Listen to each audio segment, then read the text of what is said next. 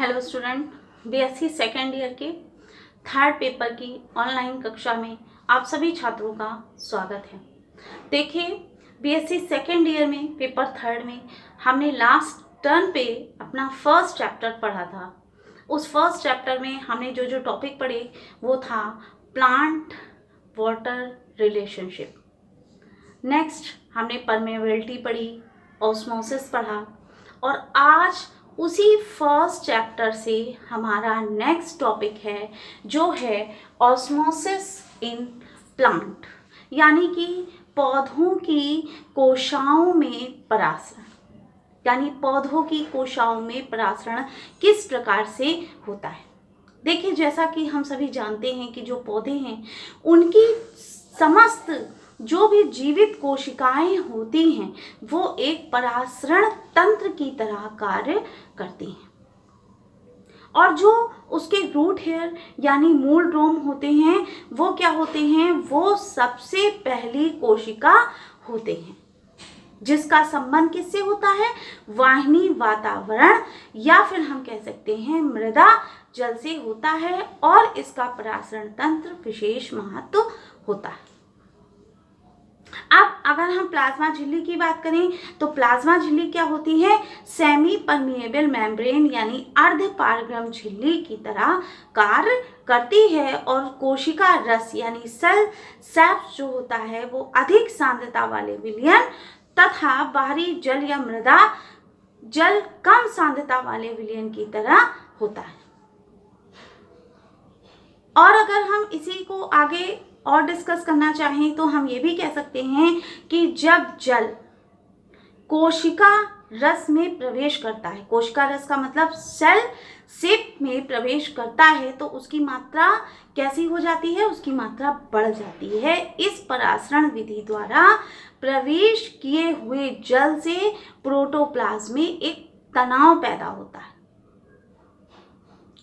जो क्या करता है, जो सेल वॉल पर अपना दबाव डालता है, और इसी दबाव को यानी इसी प्रेशर को हम कहते हैं स्फीति दाब।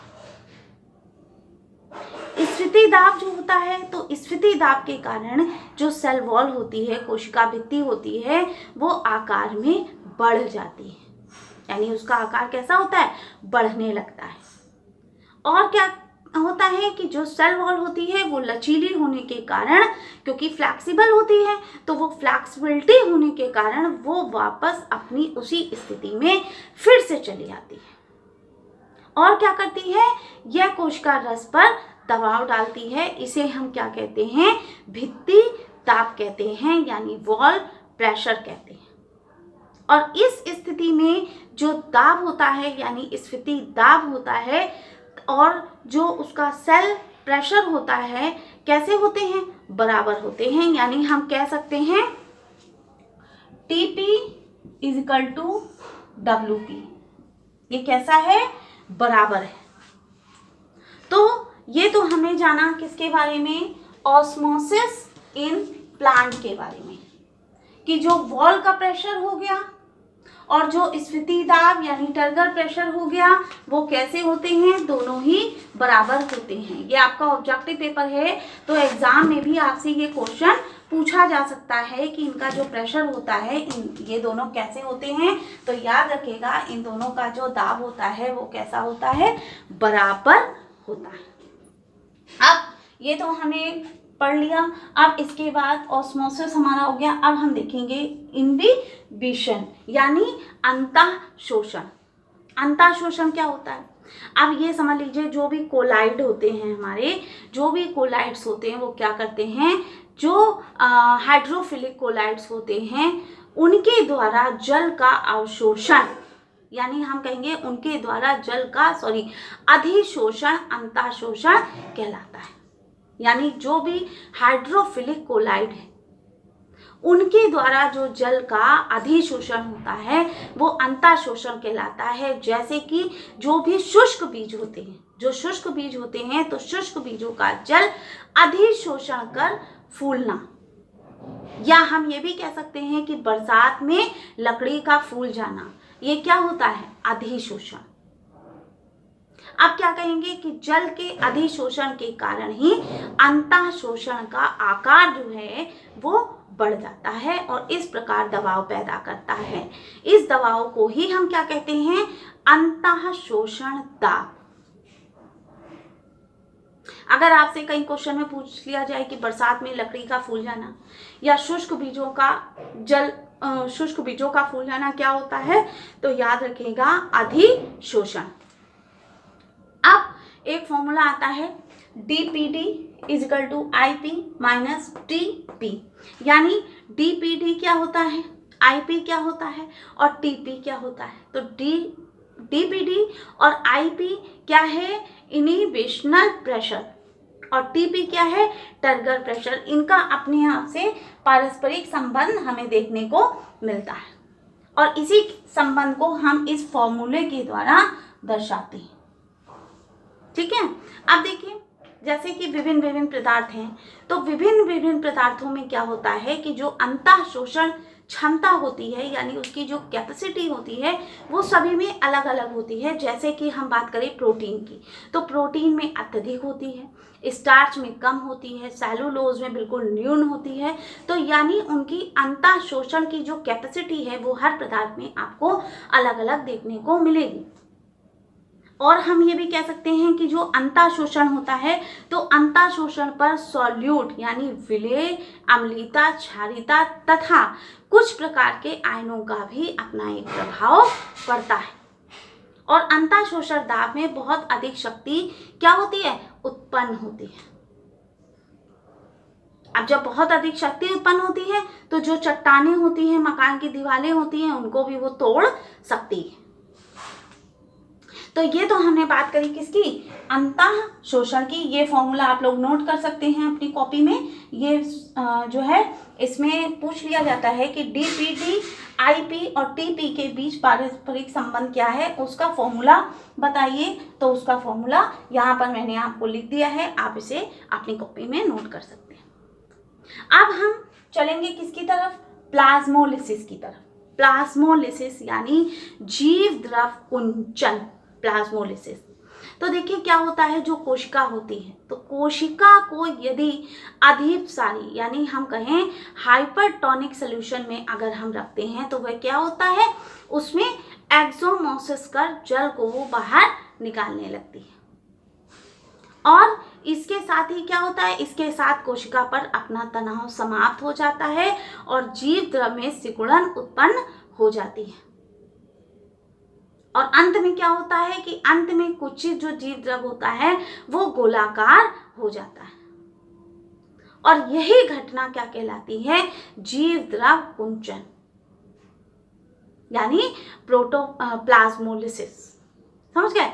अब जीव द्रव जो है, तो जीव द्रव के सिकुड़ने की जो प्रारंभिक यानी पहली स्टेज जो होती है उसको हम कहते हैं इनिशिएंट प्लाज्मोलिसिस यानी प्रारंभिक जीव द्रव कुंचन। अब ये जो जीव द्रव कुंचन होता है, तो जीव द्रव कुंचन की दोनों स्थितियां हमें देखने को मिलती हैं। कैसे? कि यदि जीव द्रव कुंचित कोशिका को अल्पसारी यानी हाइपोटोनिक में रख दिया जाए तो ये कैसी होती है? समान हो जाती है। और क्या होता है कि ऐसा किसके उससे होता है? अंतःपरासरण के कारण होता है। और यह क्रिया हमारी क्या कहलाती है? यह क्रिया जीव द्रव विकुंचन कहलाती है। तो ये तो हो गया हमारा प्लाज्मोलिसिस। अब अगर हम जीव द्रव कुंचन यानी जो प्लाज्मोलिसिस है, उस प्लाज्मोलिसिस की हम बात करें कि importance of plasmolysis and its relationship to cell physiology. अगर हम उसके फिजियोलॉजी की बात करें तो फिजियोलॉजी कैसा होता है? एक महत्वपूर्ण घटना होती है। उस महत्वपूर्ण घटना में क्या होता है कि सबसे पहले हम ये कह सकते हैं कि यह जो क्रिया होती है, तो इस क्रिया के द्वारा जो कोशारस होता है, तो वो कोशारस की पराशरी सांद्रता कैसी होती है उसको ज्ञात किया जाता है।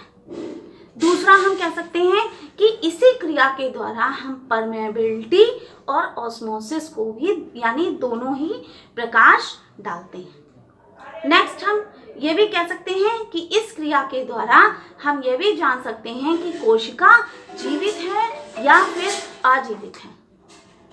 और अगर वो आजीवित कोशिका को हम देखें तो आजीवित कोशिका में साइटोप्लाज्म जो होता है वो अर्धपारगम झिल्ली की तरह कार्य नहीं करता है।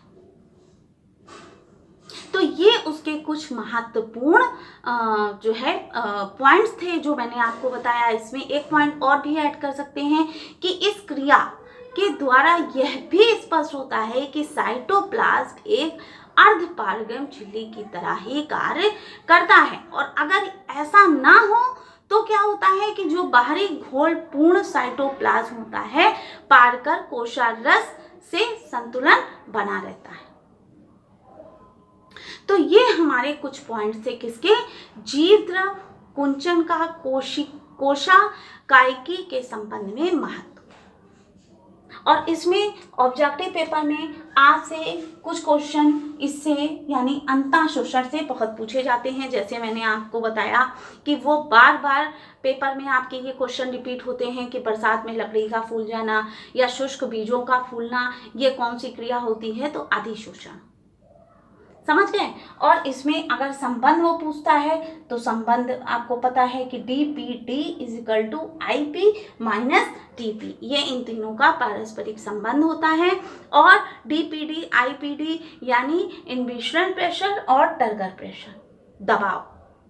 ठीक है, तो ये आपका आज का टॉपिक था चैप्टर फर्स्ट में ही। वो चैप्टर फर्स्ट में हमने पढ़ा ऑस्मोसिस इन प्लांट, इन्वेशन यानी अंतःशोषण, और प्लाज्मोलिसिस यानी जीव द्रव कुंचन।